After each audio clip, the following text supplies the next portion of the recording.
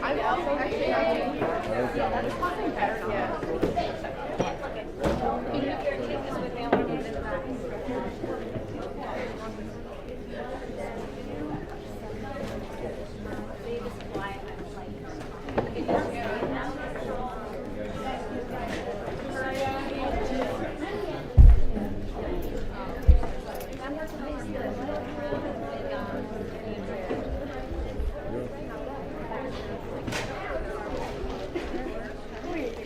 Are you here all week? I have no idea. What is this? I don't know. What are you?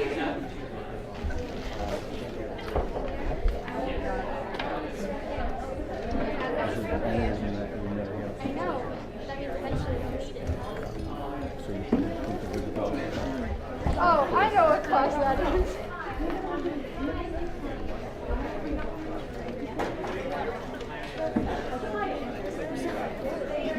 They're gonna have a store for nothing. Wait, I'm going tomorrow? I don't remember. Hey guys, this whole group is sharing their phones away right now and not having them yet. No phone. And for those of you who are back to the screen that's on lunch break, you can come around and sit at a table so you can write. Wait, Dakota, do you get out of this by doing that? Oh, I was gonna say yes, so I could totally do that.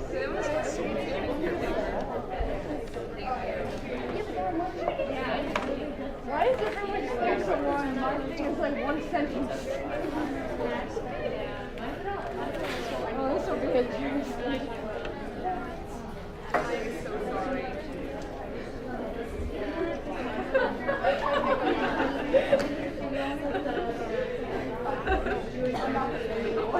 It's okay.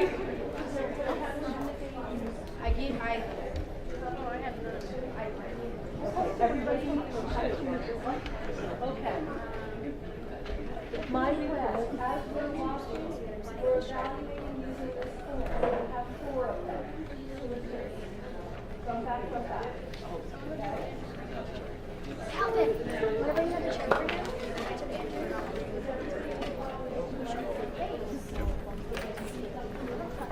Sounds like, get off.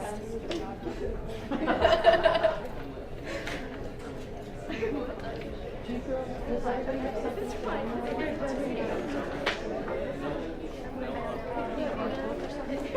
Thanks, you can put it right in. Wait, what did you say in the beginning? She's like, it's me in stereo.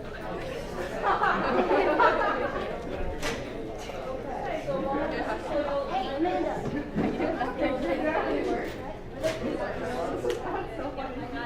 Hey, Maddie, you think I should have been prepared? And many of them are sociological theories. Consider sociology stuff as you go out this way, okay? You can write all around the margins anything that you want that speaks to about sociology.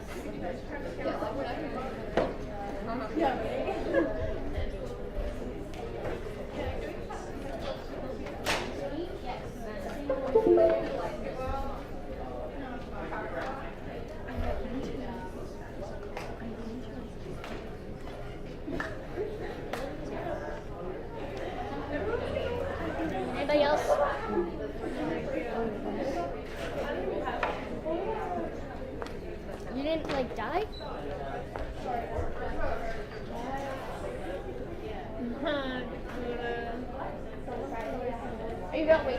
Really? No. What do you mean? No. Probably Miss Clausen. Good Friday. Boy, Leonardo. We didn't turn the remote on. Wait, okay. So can I go? We good? We're good, right? Okay. Great. Hi everyone, my name is Matty Davies, and today I'm going to be discussing with you what technology has done to human interaction and pretty much your average conversation. So when I first started this topic, what kind of came to mind was, it kind of happened when I was around 8 or 9, when I started to realize there was a correlation between technology and human interaction. So around that time frame, I used to go grocery shopping with my mom all the time. For some reason, I just loved it a lot. So whenever we would get to the checkout lines, I noticed that my mom would always find a way to avoid the self-checkout lines towards the ones that you would find towards the door. And it really didn't make sense to me because I noticed that they were definitely more convenient than the other lines, and it seemed to go by a lot faster. And after all, I mean, all you do is you go up to it, you press numbers on a screen, and then you're on your way. So then eventually, I find myself asking her, why do you not go to those lines? Like, why are we wasting our time in these long lines here? And then all she did was she looked at me and said, because then we won't have a need for that person, that person at the cash register. We won't be able to have a conversation with that person in line. And then all she did was look away, and for a while there I didn't really understand what she meant, but as I prepared myself for this topic, I realized that we are benefited from the conversations that we have with people, no matter who they are, no matter how small they are. Now when it actually comes to self-checkout lines, 66% of people want self-checkout lines as an option, 52% prefer them, and only 9% of people say they will not use technology. So if you think about it, a lot of us are truly wanting to use the technology, even though we're not having human interaction with people. Now, self-checkout lines and the technology in that aspect, that's only a small percentage of the problem. The real percentage of the problem comes from our electronic devices, our iPads, our DSs, the things that we can play games on, and definitely our phones. As a matter of fact, the average person spends 8 hours and 41 minutes on electronic devices. And that is 20 minutes more than the average sleep. Now, when it comes to electronic devices, you may not even realize that you're staring at your screen so often during the day. Now, when it comes to electronic devices, it's unavoidable to not hone in on our cell phones. And on average, people in the United States across all age groups check their phones about 46 times a day. Now, of course, that's going to fluctuate depending on the age group. And of course, as many of us here are teenagers, we know that we definitely check our phones more than 46 times a day. And I decided to actually figure out how many times I check my phone. And I know that's a little hypocritical since this speech is about not using your phone, but I decided to use the app to check how many times I check my phone. And it's called Checky if you ever want to use it. And I started on the 4th of April and I went to yesterday. And some of these numbers that exceed over 100 kind of concerned me a little bit because I was wondering what I was doing with my life that day as I was checking my phone over 100 times. I don't know if I was in class or not. I hope I wasn't. But as you can see, this app actually checked how many times I unlocked my phone. It's not necessarily the times I go on Instagram or Snapchat. It just checks how many times I unlock my phone. And that's what I want to specifically talk about. It's not the fact that we go on our phones to go on Snapchat or Instagram. It's the fact that in every lull time of the day, every time you have a free period or whatever, you're just habitually just unlock your phone. And you probably don't even realize that you're doing it. Now, the statistics, the numbers, they really help lay a foundation for this topic. But what I really want to talk about is what technology and the consequences it has caused. First and foremost, technology has caused for a de-appreciation in small talk. Now, small talk it has many different scenarios. Some scenarios have to do with you talking like with your grandparents or something at dinner, or walking past someone in the hallway saying hi. You don't really realize that you're doing this, you don't really realize they're important, but they actually are. And technology plays a role in this because technology has given us an escape from these small talk scenarios. If you don't want to talk to your grandparents about what you're doing after graduation, you'll just go on your phone. If you're passing someone in the hallway that you really don't want to say hi to, you just go on your phone, and that's just an easy escape. But in actuality, these small talks, these encounters, they allow us to grow and flourish as a person, and technology has impeded us from doing that. Secondly, technology has led to miscommunication. As we all know in our generation, we have become a generation of texting rather than going and seeing someone in person. And technology has allowed miscommunication and misinterpretation to flourish pretty much, because communication at its core, it's not just words, it's eye contact, it's gestures, it's the way that you talk to someone. It's something that you're not going to get through a text message, which is why technology has slowly and more progressively caused miscommunication and misinterpretation.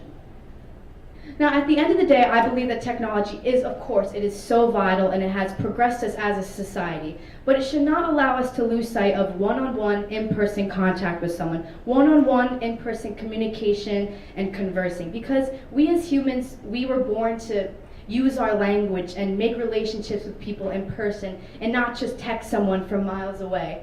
The memories that you make with people, they're not from texting, they're not from talking on the phone with them or FaceTime. They're from the memories that you share with them in person, and they're the ones that you'll remember forever. So yes, when you're on your phone, just don't lose sight of the fact that you can create memories with people in person. And maybe next time you want to text someone, just go meet with them in person, and it will truly change how you live and flourish as a human being. Thank you very much.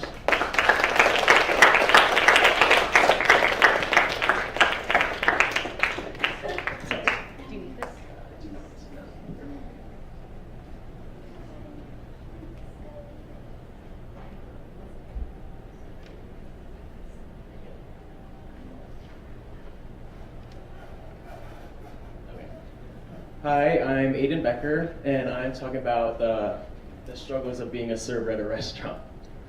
So, everything began one night. Me and a few coworkers went out to eat at Applebee's after a long shift at work, and our server told us the key to being a good server is just being a duck. And we asked, what? Why?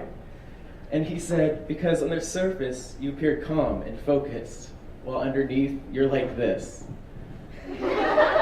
And to be honest, when I first began serving, I was a mess. I was making mistakes left and right. I was asking myself, what am I doing here? This isn't for me.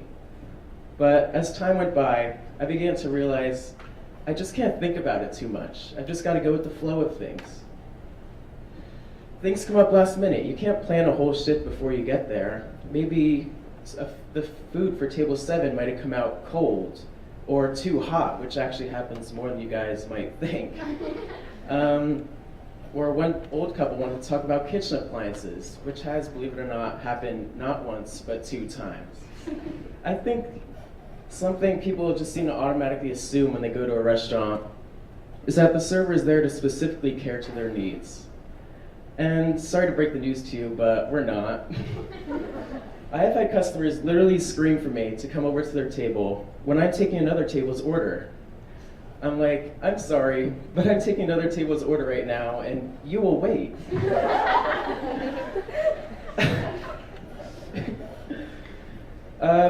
Dealing with customers is the worst part, because you might give a table like 5 minutes to check over the menu, and then you'll go over and simply ask, can I get you guys started with something to drink? Not that hard of a question, right? Think again. You might think you just asked a question that hindered the fate of the human race upon them. They would be so nervous and confused. I'm just like, I'm sorry I burdened you with such a terrifying question. I'll give you another hour to think it over. And so you come back and the customers decide to play a nice game of 20 questions with you about the menu. And I'm like, all right, I probably have like 5 more tables that are probably on the verge of suing me because I'm at this one table that can't seem to read the menu. And it's not like the answers to their questions are sprinkled throughout the menu like a little scavenger hunt. They're clearly printed on the page in decently sized font. And I think people also don't seem to understand that us servers don't get a break. We can't just stop doing what we're doing. We have to keep going. Our coworkers, our boss, our customers are relying on us to give them a good experience at our restaurant. And if we stop working, they'll probably either get worried at us, which is probably not the most likely case, or they'll get mad that we're not tending to their needs. So they'll call over our boss, and that'll be a whole mess in itself. So that option is completely off the table. Another thing, I think people underestimate servers because it is so hard to keep a positive attitude when the table has been so rude the entire time. It takes so much perseverance to not punch them in the face. To keep a positive attitude the whole time, we have to be a duck. We have to be a duck the whole time. Because if you get snappy at a table, there's a very good chance to lose your job right there and then. One thing I do have to say though about serving, one of the good parts is meeting the nice customers that aren't picky and are just simply good people. There aren't many of them in the world right now, but I mean, all I need is that one table to come sit down in my booth and give me the biggest smile before I come over there. That's all I need, to change my mood for the rest of the day. So next time you go out to eat, here's a little task for all of you. Take a look at your server and see what they're doing in the shortest amount of time. You might think, oh my gosh, they're a freaking machine. But no, we're just being ducks. Thanks.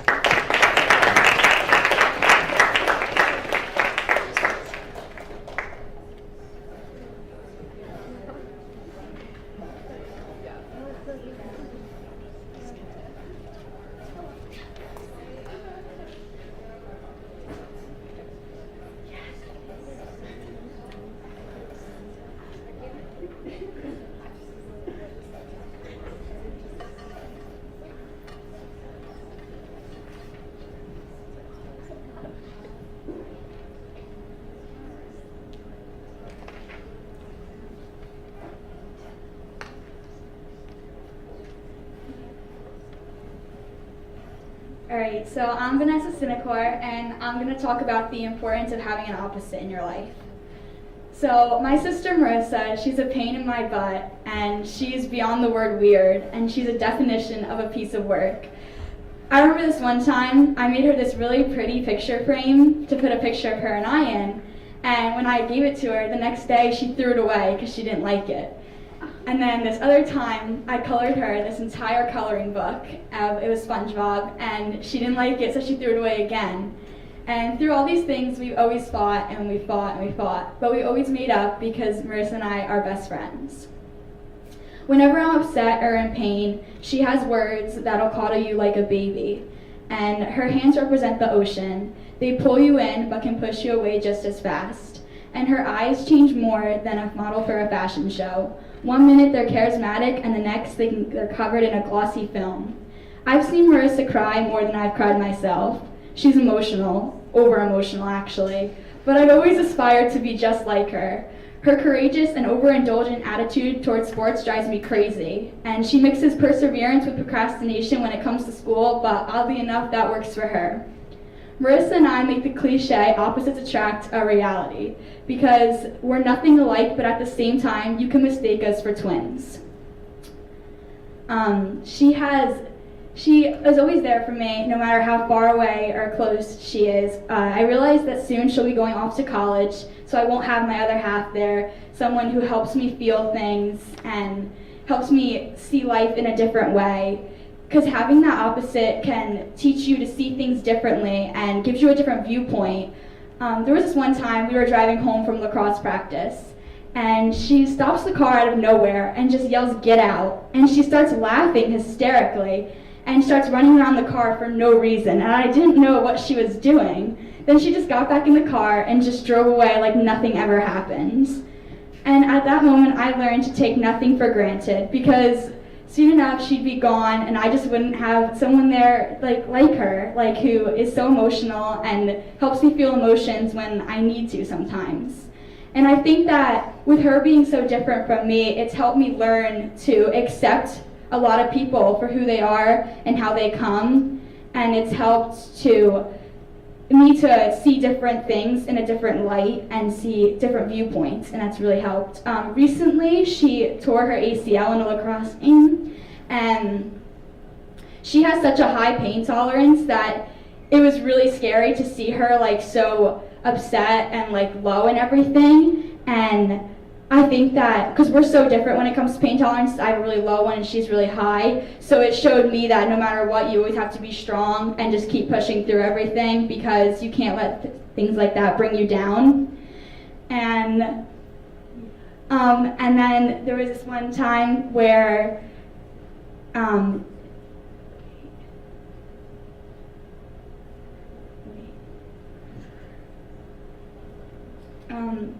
all right, so it's a blessing if you find somebody in your life that is so different from you and can be your opposite, because people don't usually find them.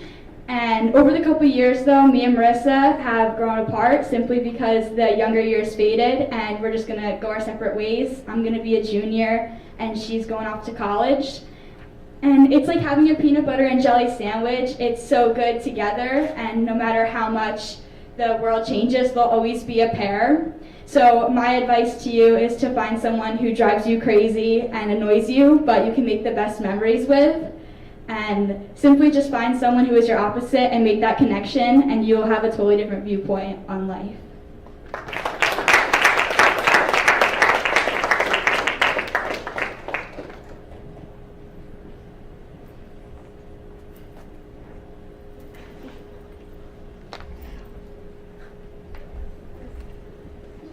Okay, so I'm Soraka, and my topic is kind of different from any other one, I feel. It's kind of weird, but that's okay. So the title of my topic is called There's a Ghost Behind You and That's Okay.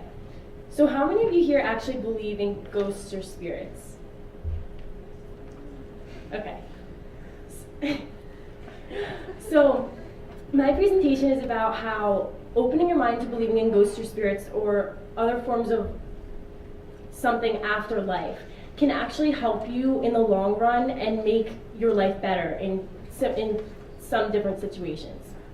So there's this thing called crisis apparitions that is studied by paranormalists who study ghosts and spirits. And basically what crisis apparitions is it classifies a ghost or spirit coming to close family members or friends at the time of its death to give warning, safety, and as a way of saying goodbye or relaying some type of important information.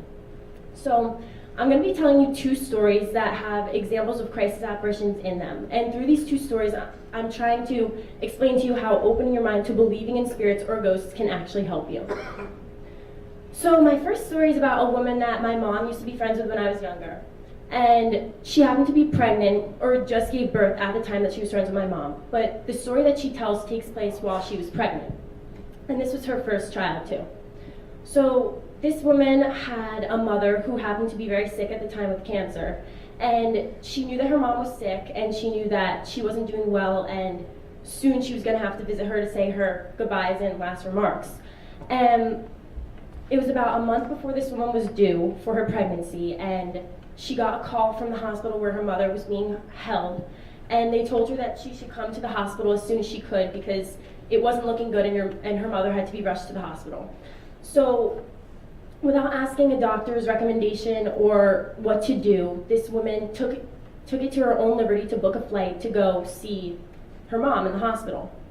And it was a month before her pregnancy, so she did have a little bit of time to get on the plane, but it still probably wasn't advisable because she was being due in a month and anything can happen.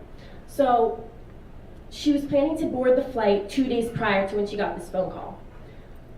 The night before she got the phone call, she told my mom that she was laying in bed and she felt something weird going on in her stomach, so she asked her husband to drive her to the hospital. She went to the hospital and the doctors informed her that there was nothing wrong and there was nothing to worry about, but they were going to keep her overnight just to make sure that everything was going to end up okay. So they kept her overnight, and that night she told my mom that she was startled and woke up in the middle of the night to something that she didn't really believe was there. What she told my mom was that she saw what looked to be a figure standing above her bed in the form of her mother. And she couldn't really believe that it had been her because her mom was in a hospital miles and miles away. So she took a couple seconds to look over the figure and came to realize that this figure had been her mother. And what the figure told her was, "Don't get on the plane, you're going to have your baby." Then the figure disappeared. Then this woman got a phone call the next day from the hospital saying that her mother had passed away and that she needed to come to the hospital right away and start planning for the funeral and other things.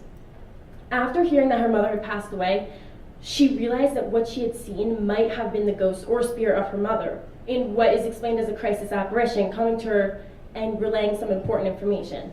So she decided not to get on the flight. She told my mom at the exact time that she was supposed to get on the flight the next morning, her water broke and she was rushed to the hospital, and she had her baby. In this form of crisis apparitions, in the story that I tell, a spirit of a close family member or friend, in this case a family member, came to her and relayed important information that she needed that actually ended up saving her life and her baby's life. If this did not happen, she could have gotten on the flight where she would have had her baby, and nobody knows what could have happened. The next story I tell is more of a personal story that explains another form of crisis apparitions in it. But this time, it's one of my stories, and it's a way of saying goodbye. So it was the summer of 2009, and I was 9 years old, and I was going into fifth grade. And my grandpa had been very sick with leukemia at the time. He'd been in and out of the hospital for a while, but recently he had mostly been in the hospital because he was getting very sick. So we knew it was coming to an end, and we were going to have to say our goodbyes soon. So one night in the summer, it was just a normal night like any other. I was laying in bed, and I woke up in the middle of the night, same as the last story, to what seemed to be like this spherical ball that was across the room right in front of me, like in front of my bed. And I didn't believe what I was looking at. So I closed my eyes and I tried to go back to sleep, but something was telling me to stay up. So I turned back around and kept staring at it. And the figure of this ball, this green ball, didn't vanish. I didn't know what it was at the time, so I ran downstairs to seek comfort from being away from my room. My dad heard me get up and came downstairs to see it was wrong. I told him what I had seen, and he came upstairs and helped me check it out to make sure there was nothing in there. And there was nothing in there. The next day, my dad got a call from the hospital saying that my grandpa had passed away and that we had to come down to the hospital as well, similar to the last story. Then I had realized what I could have seen in my room. The phone call told my dad that my grandpa had passed away last night, right around the same time that I had seen this thing in my room. And I came to the conclusion that what I had seen could have been a form of my grandpa. I don't necessarily know if that's true. And it might sound funny that I'm saying this, but that's just the basis of my story. It is kind of funny to talk about. But I believe that that was my grandpa coming to me saying his goodbye, which is another form of crisis apparitions. So what I'm trying to get across to you guys, and the point of my two stories and my presentation, is that opening your mind to believing in something that many people might find funny or stupid or dumb or make fun of you for can actually help you in many different ways. And not only can it be a way of saying goodbye and helping you feel comfort in the way that I did, but it can help save a life, provide you safety, and keep you from danger, which I think is really important. And by opening your mind to these beliefs, you might find something or come to know something that you may not have necessarily found out or know if you didn't. So the title of my presentation again is There's a Ghost Behind You, and That's Okay. And what I'm trying to tell you is it really is.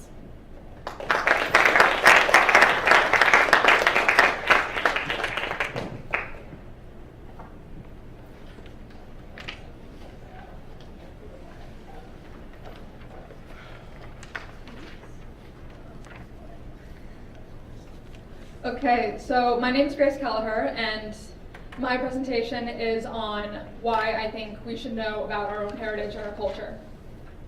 So I got the idea for this because I'm very close with my dad, and my dad comes from a very unique family where the majority of his siblings are all adopted, including him. He was adopted as a baby, and therefore I don't know my genetic grandparents, but I do know for a fact that I am part Irish, part Filipino, part English, and then a mixture of Scandinavian, Dutch, and Danish. And we know this for a fact because on the papers that they gave my grandparents when they adopted my father was that his mother was full-blooded Irish and that his supposed father was full-blooded Filipino. Now, I'm lucky that I know what my father's heritage is, even though he's adopted, because not many of them do. And not many people know about their own culture or their own heritage. And I think it's funny because we're in America, and America is full of people who are related to immigrants who came from other countries, seeking work, seeking like, and a whole new life. And many people are still coming today. And when they came here originally, especially like in the 1700s, 1800s, they formed like these little groups, like they wanted to stick close to each other, and you find examples of that in New York, like Little Italy or Chinatown. And over time, as they grew more assimilated to American society, they began to spread out more.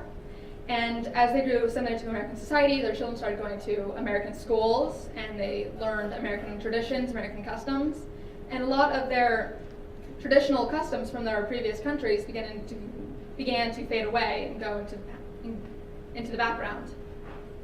And so I think it's important that we at least remember what they knew and what they respected, because it is what they came from. And if they didn't do what they did back then perhaps we all wouldn't be here today without what they did as well.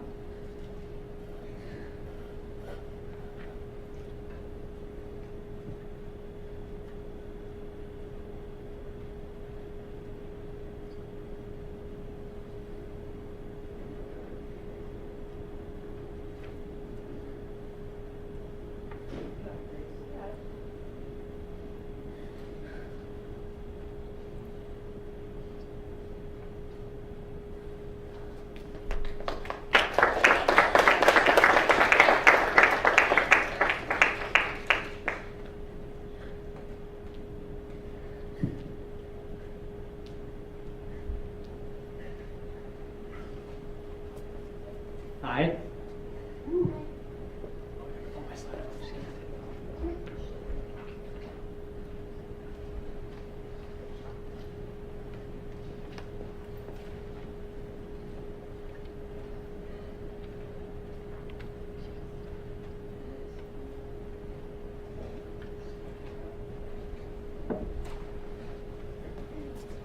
Hi. So my name is Andrew Wire, and I will be talking about the importance of theater in not only high schoolers' lives, but as younger students as well. So the title of my presentation is "All the World's a Stage," and that's a William Shakespeare quote. I think it is very important for not only my peers, but for children younger than me in middle school and elementary school to be taking part in theater because of just the pure social skills and mental skills that you gain from it.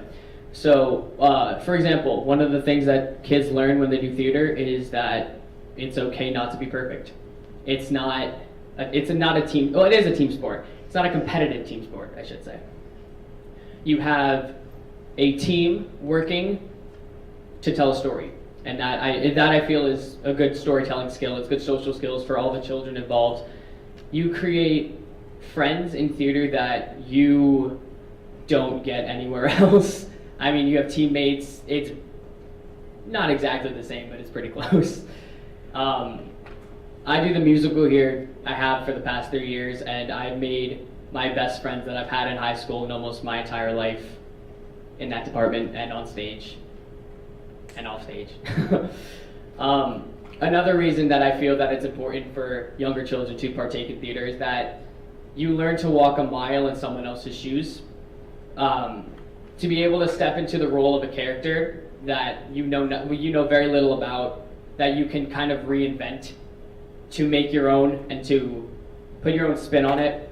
There's nothing like it. There's really not. Yeah, I'm at a loss for words right now because it sounds weird to, like, and I understand people have passions, whether it be sports, whether it be academics, whether it be working. It's amazing. Another reason I should say that I feel that it's important for children and my peers to take it is you are able to look at other people in a different light than you've ever looked at them before. If someone goes on stage and performs something that captivates you, that just completely engrosses you in just utter amazement, you're not looking at them the same after that. It's it's you see them off stage. They're your friends, they're your buddies, you know, and then they step on stage and just like that, they're someone completely different, and you yourself are someone completely different. It's great. The importance of theater for young children is vital. It really is, because you are able to, you grow as a person, your social skills just exceed the limitations that you thought previously possible. I don't have a button. There's a quote by William Shakespeare. All the world's a stage, and the men and women are merely players. They have their exits and their entrances, and one man in his time plays many parts. That's a relation, obviously, from theater to real life. You have people coming into your life and leaving your life. You have people playing different roles. Could be a friend, could be relationship, whatever you want to do with that.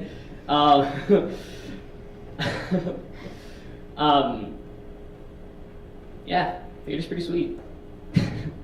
So I'm Andrew Wire, and this is why it's important and crucial for all children, not all children, but a majority of children. It's a great benefit for children and my peers to partake in theater.